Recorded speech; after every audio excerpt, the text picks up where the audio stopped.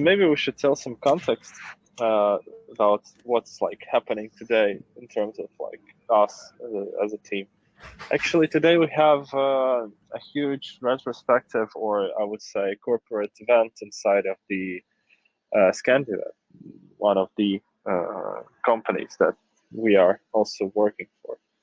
So it's going to be a party hard today, and as always in ScandiPWA, it's a surprise what's going to be next. So maybe we should try guessing. Okay, maybe you should like what would be like, what would surprise you the most?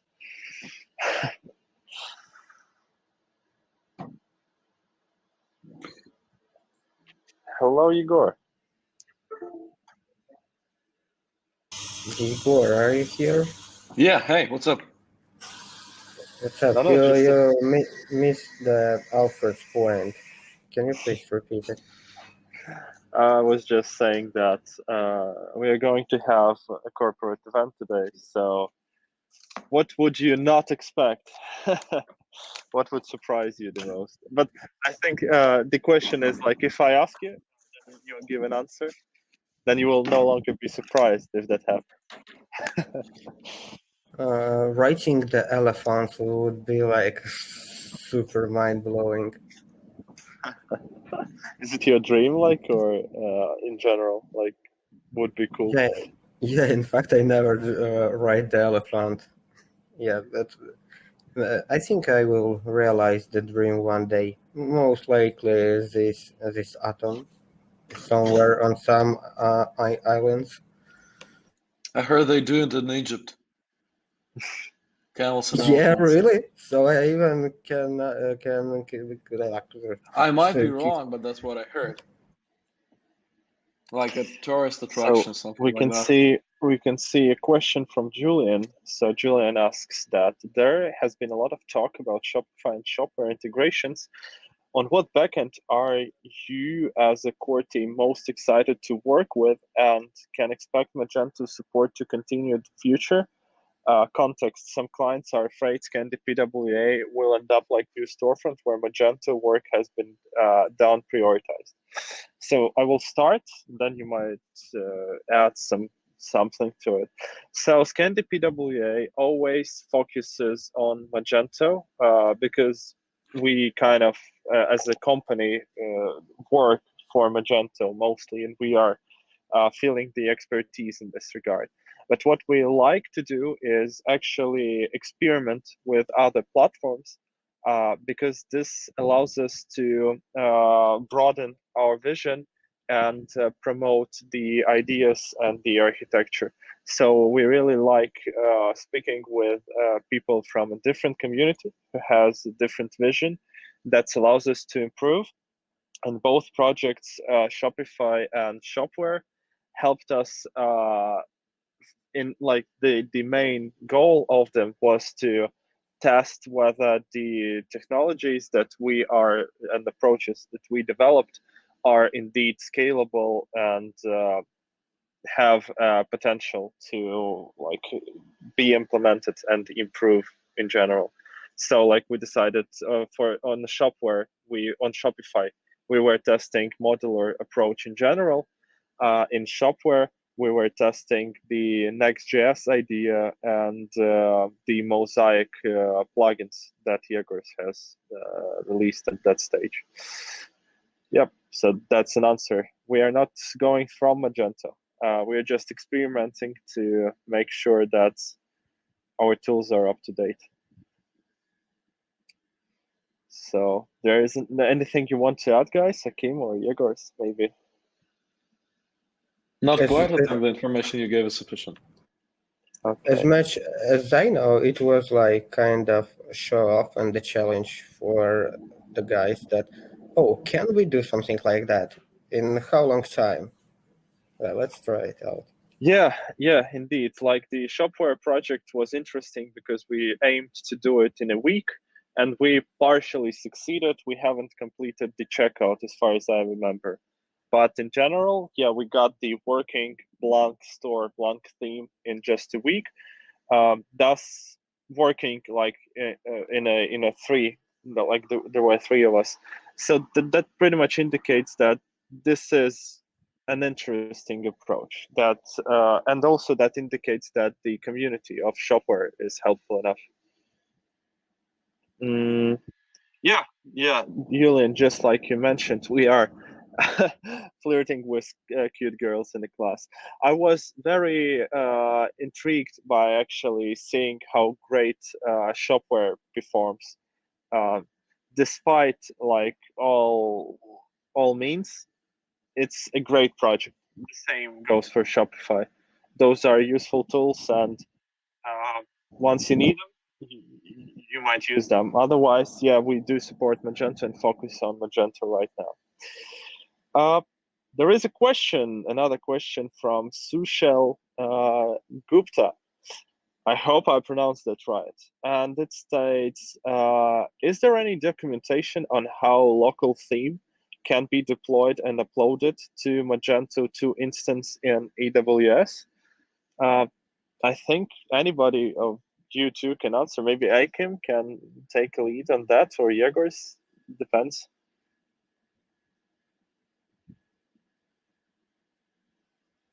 The documentation about how local theme can deploy and upload to Magento 2 instance in AWS. Well, I'm not quite sure. I'm not familiar with the process of deployment to AWS instances, but I think that it's not really different from what we do in Readymation in terms of the workflow. So you kind of do the same thing, then build it in AWS, I guess. Basically, there is a guide for setting up the ScandiPWA on Magento remote instance. So basically, all you need to do is if you have a running Magento there, just install ScandiPWA, create ScandiPWA app there, and then link it using the composer. And you can then build ScandiPWA into valid Magento theme, and then go into Magento theme and switch it. You can find this documentation in docs somewhere. Don't remember where precisely. Not going to look there right now, but basically it's about setting up on remote Magento instance. There's another cool question is, as a Magento developer and no knowledge of Scandi, what should be my starting point? That's a good question.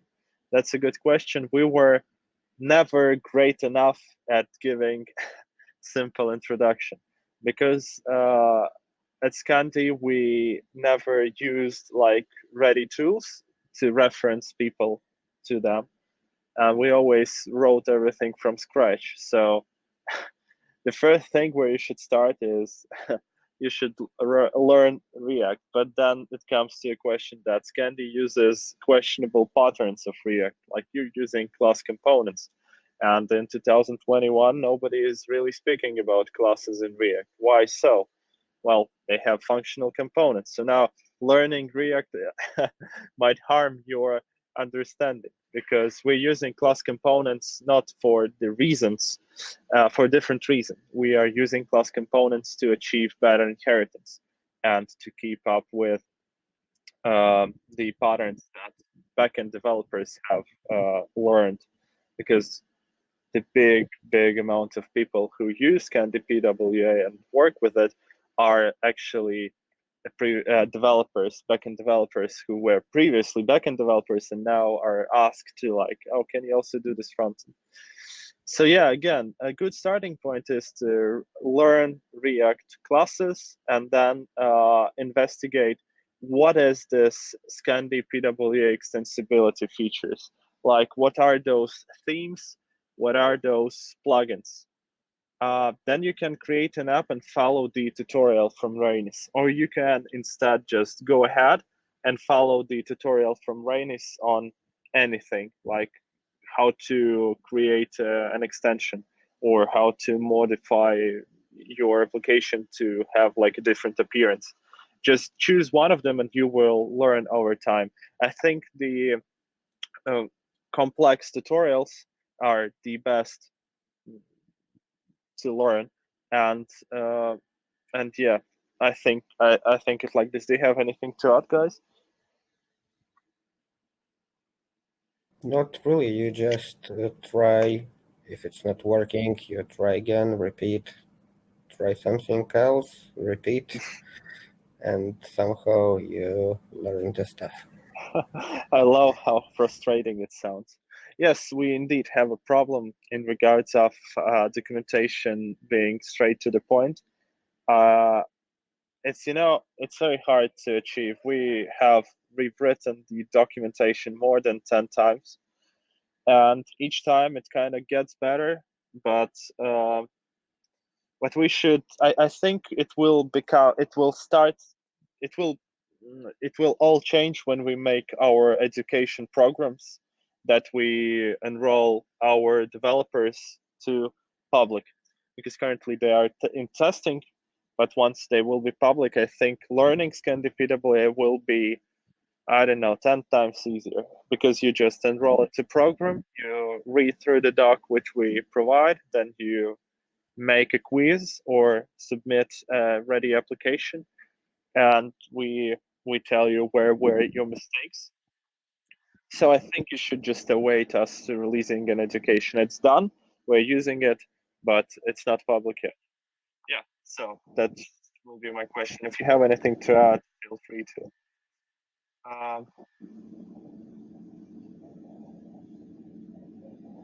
So No, basically, I agree with you with the flow you described.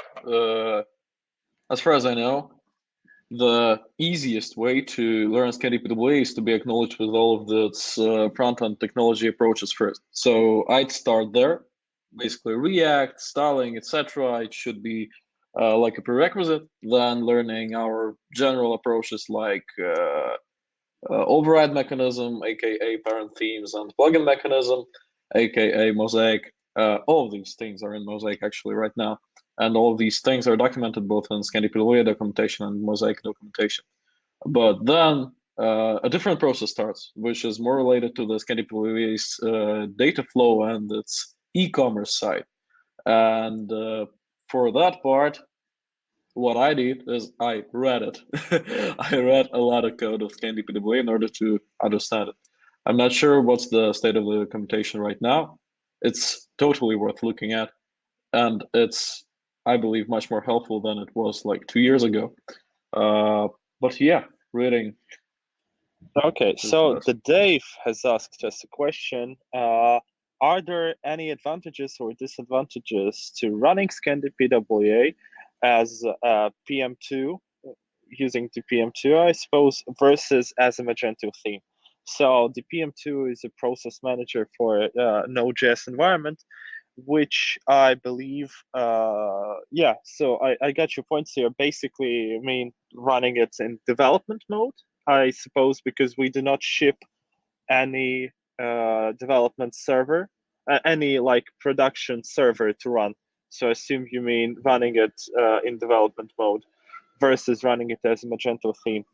So to deploy ScandiPWA, you have two options. The first one is, again, the better option is not to use PM2, is to configure your own Nginx server, or even configure your own Express server, and then you can deploy. And this will basically mean that you have almost static deployment of ScandiPWA, which is very easy to scale. So your front end can scale to the moon, as YouTubers now say.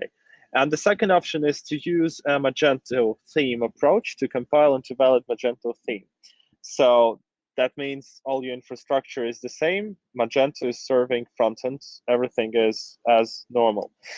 What are the difference? Well, of course, the main difference is here that the Magento theme will work better with SEO-specific stuff like URL rewrites, like response codes, etc. URL rewrites will still work with ScandiPWA deployed statically, but it will not have a proper URL codes, and that's an issue that could harm your ACO stuff. So basically, to have a perfect mix of those two things, there should appear a server like Express server, I don't know, Express utility to run your ScandiPWA frontend and check for URL rewrites and respond with correct status codes. Then there will be pretty much no difference, and you will be able to choose. And I will even say that I would choose deployment as the static frontend because it's much cheaper to maintain. On the other hand, the changes to infrastructure that you as a company or as a team need to introduce and the competence you need to learn additionally to deploy Magento in a different way, it could not be worth the cost optimization that you will get in the end. So yeah, it's kind of like that. I hope I answered. And guys, again, if you have anything to ask and to add, feel free to. Nothing really from my side. Okay. The tutorials mention to add eslint ignore rules. Usually scan the yes rules. Do we ignore all the rules or stick to them? Yes, so ignoring eslint rules is added into documentation because it's the most common question from all developers, because ScandiPWA, despite everything, is very opinionated. So we tell you, use 4 tabs, 4 spaces instead of 2. We tell you, what about not using for loops? What about not using vars and lets? It's all very opinionated, and you might disagree with our decisions.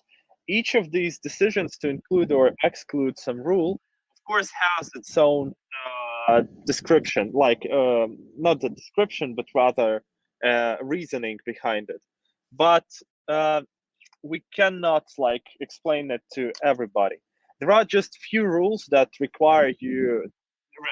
are required to basically follow in order to make sure that the application is still extensible and easy to browse, basically doesn't break our architecture.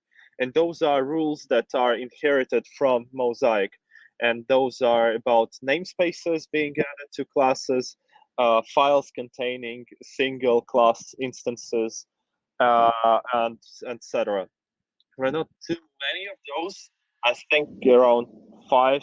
Yegor should be more aware on this. So yeah, ESLint rules should be followed, but you can of course disable them if you believe they harm your performance or productivity. Yep. Yegors, anything to add here or nothing? Well, we indeed have around 5. I don't remember the specific number of the rules we have custom. eslint in the ScandiPWA is basically enabled by default in order for our developers to have a consistent coding style when developing projects on that. And of course, we may recommend it to use to the ScandiPWA community because we consider it very convenient and we consider this a coding style that we want to see in our projects, although we don't want to enforce it on anybody. So yeah, if you don't like it, just switch it up. Yeah, I think another maybe important thing here to mention is that as a company, like inside of the company and inside of the team, we believe that if you can automate code review process, at least to some degree, you should. And at the current stage, we are so happy with our code review process that we only comment on logic. So basically, it's a pretty efficient solution. If you like our rules, you can stick to them and basically not look at the code style.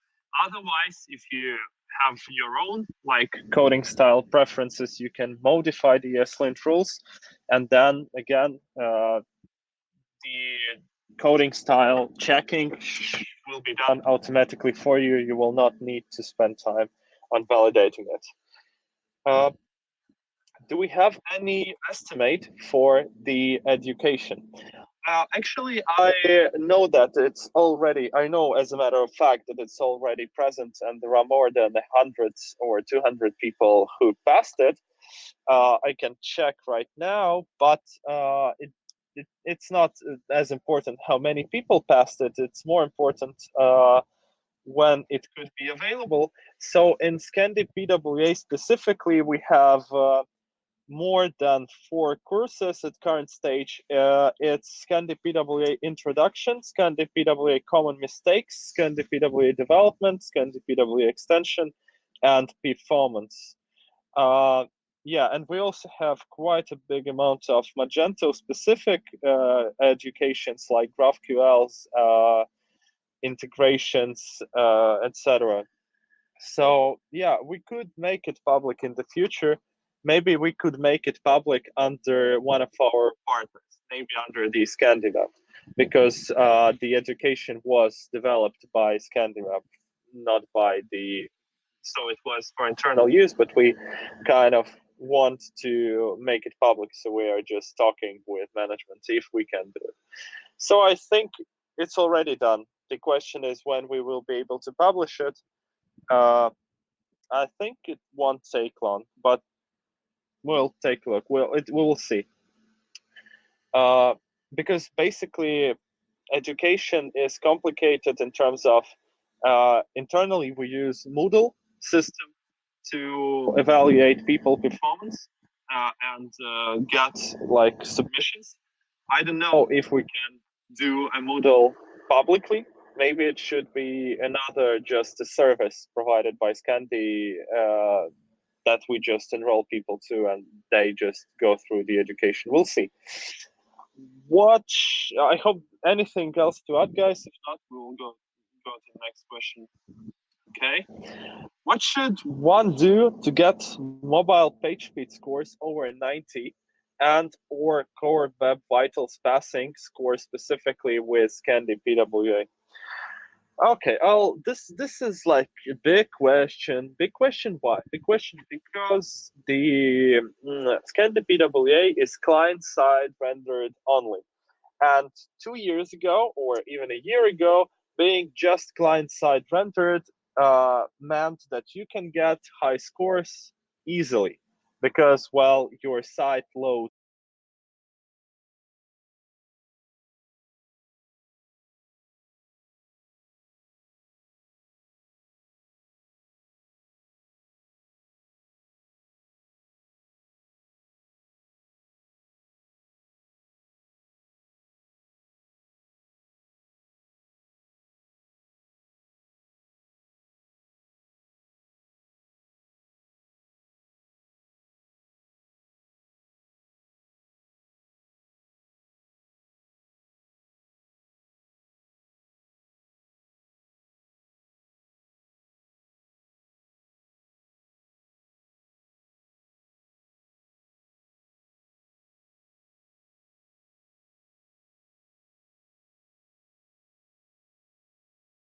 You cannot get above 60 if you don't have a server-side rendering. And the ScandiPWA doesn't have server-side rendering out of the box. It only has pre-rendering, which is the same thing, but yeah, and that's basically a solution.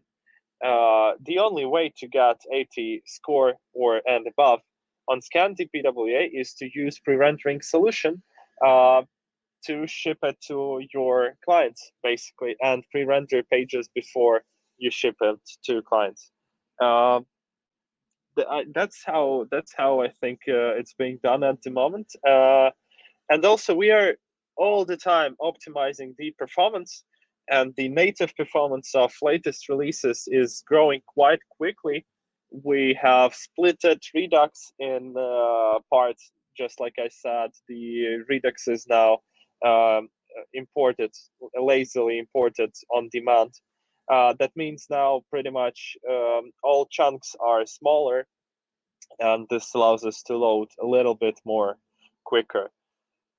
But again, without server-side rendering, it's impossible to get a high score. Maybe you guys have anything to add, but That's an answer from my side. Yeah, but we work on the performance like all the time, from the different sides, from the theme, from the Magento side, from the GraphQL side. That really can't know what Google will decide next year. Yeah, true. But likely they won't change their opinion much because they're still looking like, no, we'll see. It's like, we'll see. The Shiraz is asking, I'm new to Magento world and I'm wondering if you can elaborate on ScandiPWA and native page builder feature. What can we or what can we not do with page builder in relation to ScandiPWA? That's a very complicated question, which I don't fully understand, but I'll answer it anyway. So, first of all, the page builder, as far as I remember, is supported in ScandiPWA, so you can build pages, CMS pages, basically with it. Is it published on Marketplace? I hope so. If it's not, ping Liana, ask around. I'm more than sure that we have partners who have launched large projects which utilize page builders. In general, page builder idea is just the same like the HTML parsing that we currently do. It's all about the nested data structures that should be rendered into markup, in this case JSX, and then transformed into HTML. So it's no problem. If you are relating to drag and dropping and building the whole application together using just drag and drop, well, with current architecture of ScandiPWA, this is very hard to achieve. I mean, like drag and drop menus and headers and product pages and category pages, not like CMS pages, but overall like the complete ones. But we have made it for Shopware project because of the change of the architecture. And I have today presented about this, so you can rewatch my session where I explained what are the contexts and how they can help to basically allow for easier theme modification. Uh, in in short, if you add tiny contexts around your elements, you now can move the presentation around inside of those wrapping elements, and and change the design in any way. For example, we can think about this as a product cards. They can declare the product context inside of them. So now any element located anywhere inside of this product card can get the information about the current product, and now we can store the currently selected variant. We can store currently selected, or we can even calculate currently selected image right away, and we can do many interesting stuff in this context of a product. And then when we transition to a product page, we can again render the anything inside of this page inside of the same large product context, but now change the layout internally. Thus, we can also push it into the state, and then we can pop it in from the state just like we do now, and preserve not just the data, but also the state. Because, so there are many cool things to do with it. And I hope one of my answers resolve your question, but let me know if not. If you have anything to add, guys, feel free.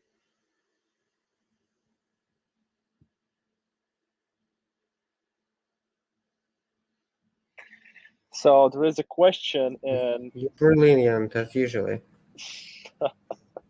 Thank you. Have you any idea about SAP implementation? Honestly speaking, we did not.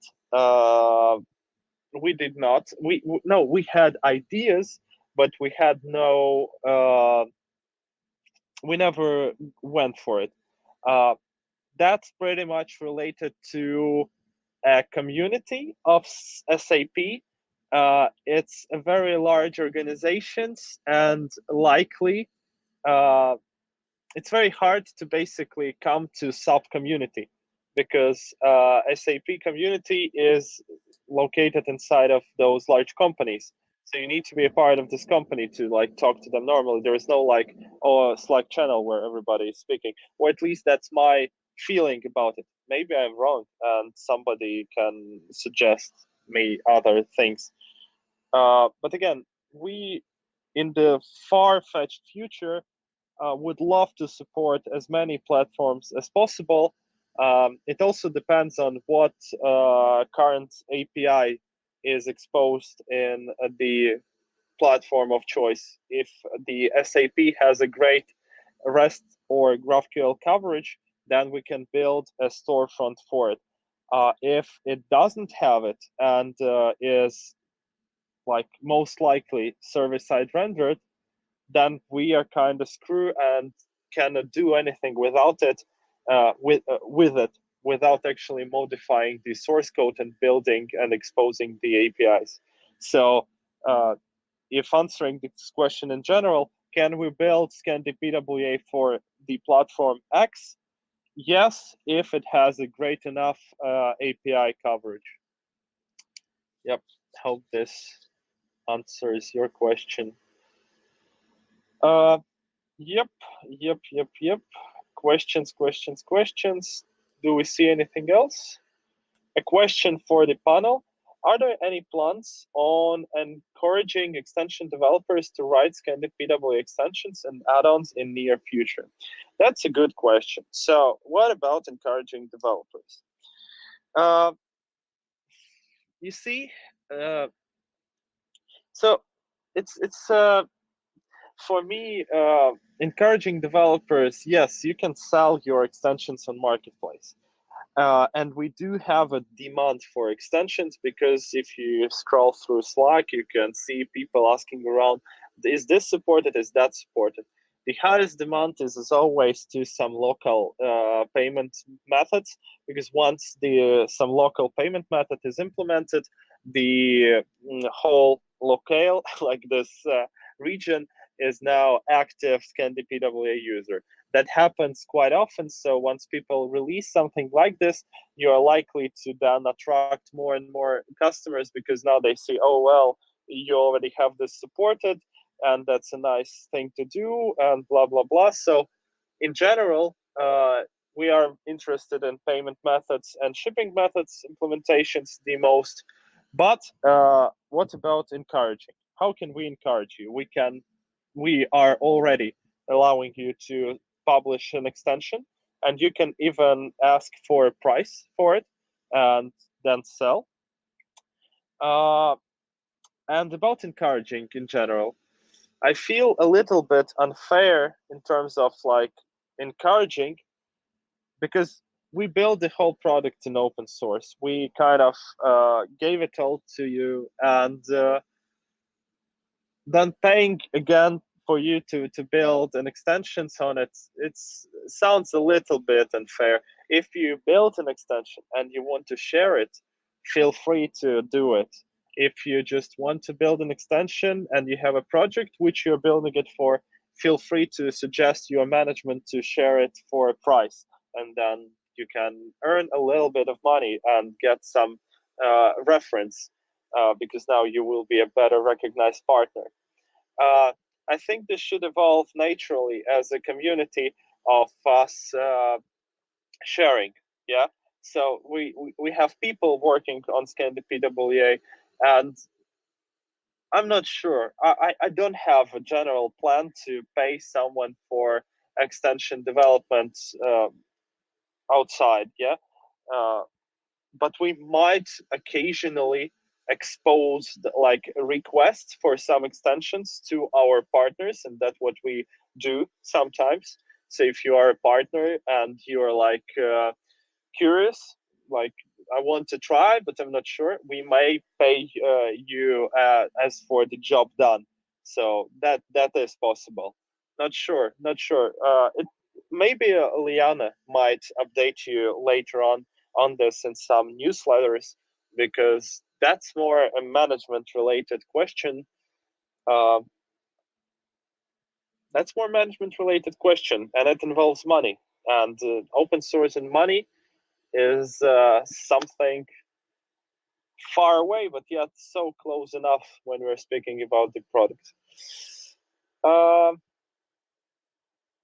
I'm talking here specifically about commercial extension developers.